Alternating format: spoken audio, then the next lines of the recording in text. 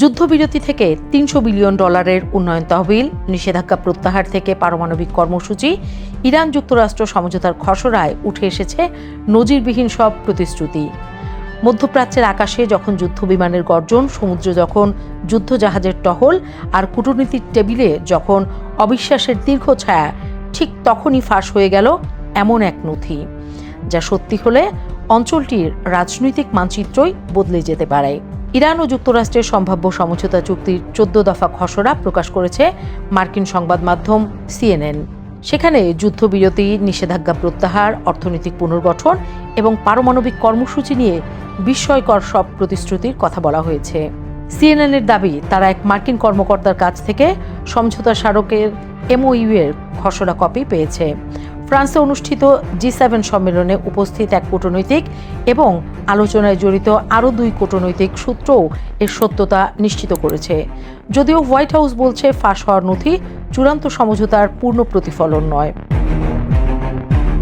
খসড়া অনুযায়ী যুক্তরাষ্ট্রের president Donald Trump, vice president JD Vance এবং ইরানের পার্লামেন্টের স্পিকার মোহাম্মদ বাঘের গালিবাফ ইতিমধ্যে ডিজিটালভাবে এতে স্বাক্ষর করেছেন। আগামী শুক্রবার সুইজারল্যান্ডে আনুষ্ঠানিক স্বাক্ষরের কথা রয়েছে। এরপর কার্যকর হবে 60 দিনের আলোচনা পর্ব, যার মাধ্যমে চূড়ান্ত চুক্তি সম্পন্ন করার লক্ষ্য নির্ধারণ করা হয়েছে।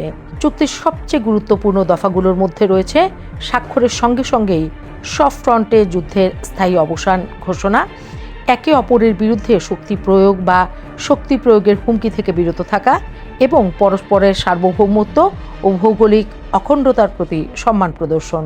নৌ নিরাপত্তা ও বাণিজ্যিক যোগাযোগ পুনরুদ্ধারও এই খসড়ার কেন্দ্রবিন্দুতে রয়েছে।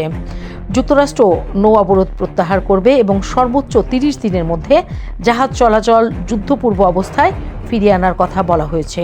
একই সময় ইরান ও পারস্য উপসাগর থেকে ওমান সাগর পর্যন্ত বাণিজ্যিক নৌপথ স্বাভাবিক করতে মাইন অপসারণ সহ প্রয়োজনীয় পদক্ষেপ নেবে।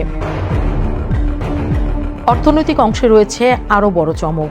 যুক্তরাষ্ট্র ও আঞ্চলিক অংশীদাররা ইরানের পুনর্বাসন ও উন্নয়নের জন্য অন্তত $300 বিলিয়ন একটি তহবিল গঠনের প্রতিশ্রুতি দিয়েছে।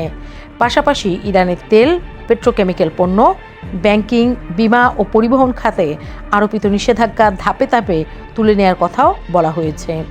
ইরানের স্থগিত থাকা তহবিল ও সম্পদ ব্যবহারের সুযোগও ফিরিয়ে দেওয়া হবে। সবচেয়ে স্পর্শকাতর বিষয় পারমাণবিক কর্মসূচি নিয়ে খসড়ায় বলা হয়েছে, ইরান পুনরায় ঘোষণা করেছে যে তারা কখনোই পারমাণবিক অস্ত্র তৈরি করবে না। তবে উচ্চমাত্রায় সমৃদ্ধ ইউরেনিয়ামের ভবিষ্যৎ এবং পারমাণবিক কর্মসূচির অন্যান্য জটিল প্রশ্ন চূড়ান্ত চুক্তির জন্য রেখে দেওয়া হয়েছে।